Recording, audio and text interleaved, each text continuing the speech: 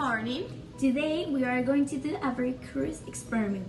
We will do a volcano simulation with vinegar and baking soda. It is an acid-base chemical reaction that we understand simulating an eruption of a volcano. Vinegar, baking soda. First, we put a layer of baking soda to the bottom of the glass. Then we put paprika as a coloring.